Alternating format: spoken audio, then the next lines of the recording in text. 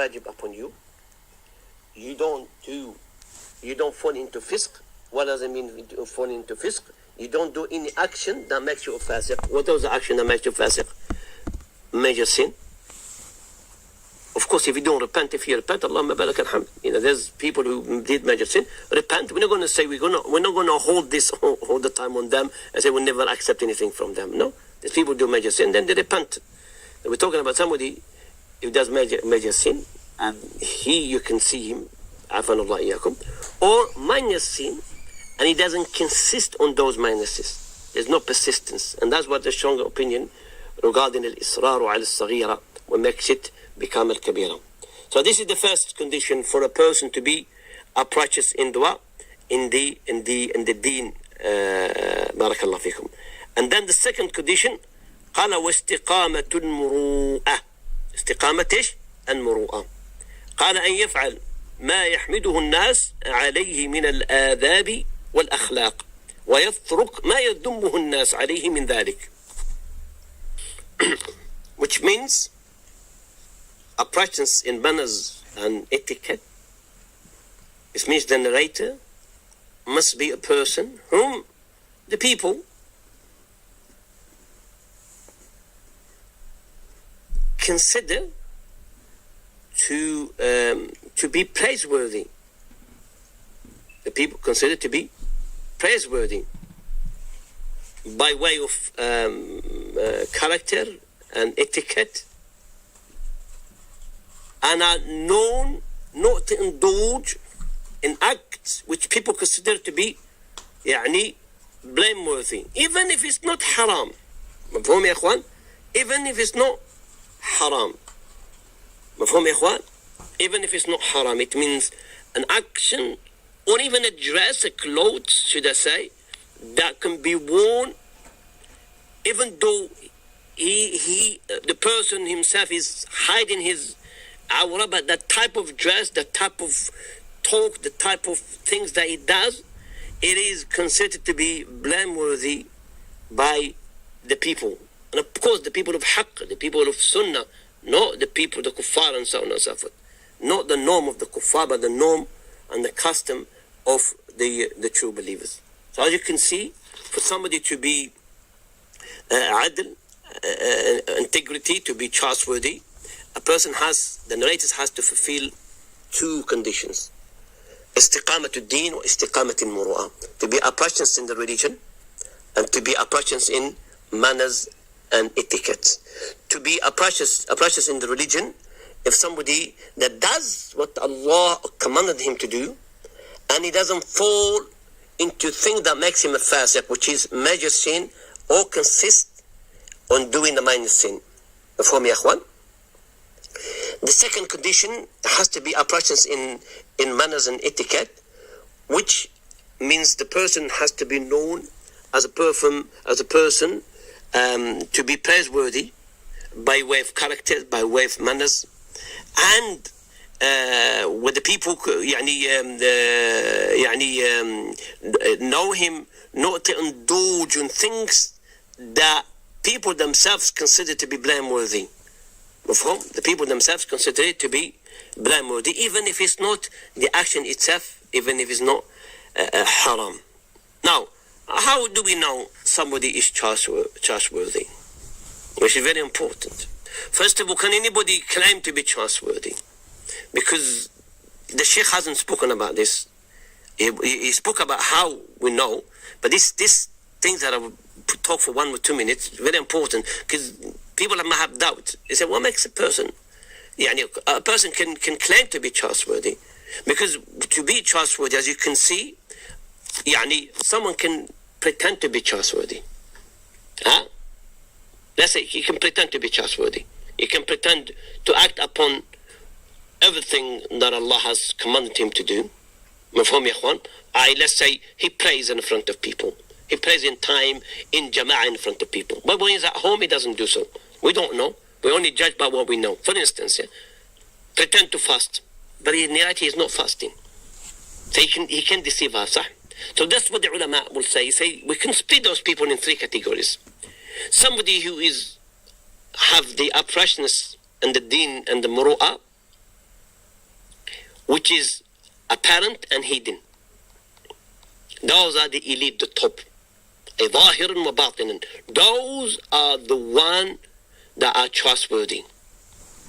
Now we have the second one, which is those who have the one of those.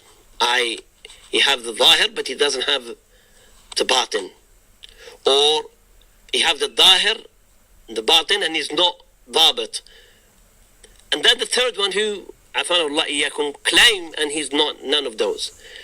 The thing is, he said, if the ulama managed to find mistakes on the first one, even those who are oppressionists in the religion and oppressionists in the manners and etiquette, and they still found some of the mistakes when it comes to narration, not because they're deceiving people. So it is easier to find out somebody who claimed to be something that he is not. So how do we, the ulama, know? How do we know that somebody is trustworthy?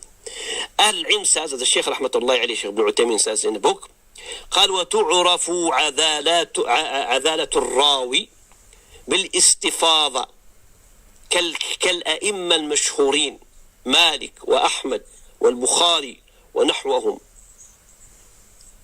وبالنص عليها ممن يعتبر قوله في ذلك. Then, as you can see, the Sheikh says, we know that someone have oppressiveness or integrity or oppressiveness in the religion by two means. By two means.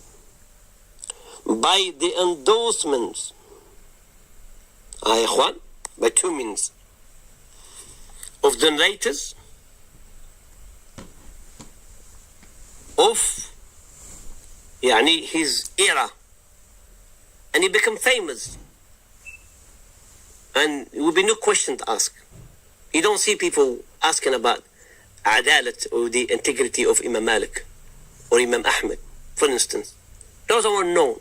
They become so known بالاستفاضة والشهرة that nobody asks. If he say Imam Malik, then we know he's trustworthy. وفهم يا إخوان? Because of the people that endorse them of the era, and this is many of the ulama, جزاكم الله خيرا, did so. مفهوم يا إخوان؟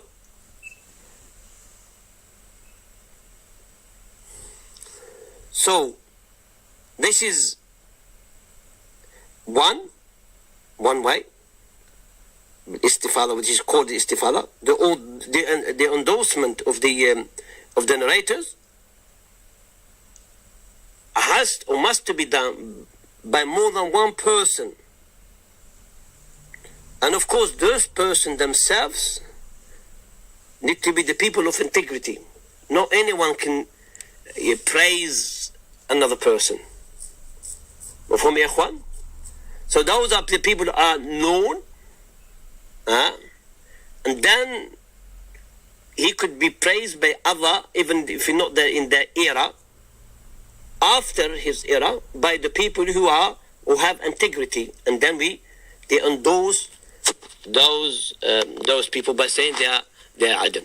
So as you can see, we know the adad of a person by al-istifada or by al-shuhra, by people who are known to be trustworthy. How do we know? Because the people of that era has praised them so much that there's no different opinions among them. Even if the madhahib, for instance, you see a man madhab in general, forget those blind follow madhahib and sort the others, forget them. We're talking about those who are just, you will see them say, respecting Imam Malik, even though he's Hanbali, and the Hanbali will respect Imam Malik, and Maliki respect Imam al-Hanbali, and so on and so forth. So it is kind of, the story is closed and nobody can argue about those madhahib, for instance. I keep talking about the madhahib because this is the easiest example that we can give. A clear cut. Or even that came after them, but the people are known as well to be trustworthy, who will go, barakallahu fikum, and do what? Do praise, more than one person, of course, praise a person because of his religion, harshness in the religion, and his harshness in what? In his moral arm. So we will stop now, inshallah ta'ala. Jazakum Allah khair. One thing I should add, that when we talk about those conditions, those conditions has to be fulfilled in all the chain of narration.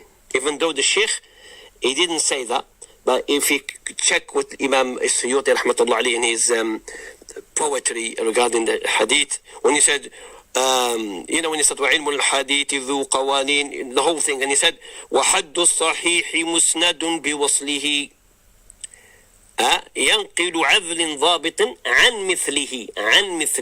It has to be transmitted, conveyed by somebody who is adl, trustworthy, integrity, ضابط, precise in memory, as we said.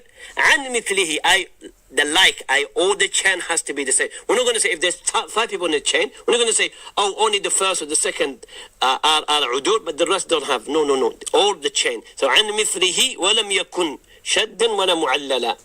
See, the عن مثله, the Sheikh didn't put. This is an extra thing. Imam Ibn Hajar mentioned it. Imam Suyuti mentioned it. Many of the ulama mentioned it. It means, and Imam Ibn Sheikh didn't mention it, but he meant it. Every single person in the narration has to be adl. Every single narration has to be ضبط, and so on and so forth. مفهوم يا إخوان؟ هذا والله تعالى أعلى وأعلم. وسبحانك اللهم بحمدك أشهد أن لا إله إلا أنت أستغفرك وأتوب إليك. وسبحان ربك رب العزة عما يصفون. وسلام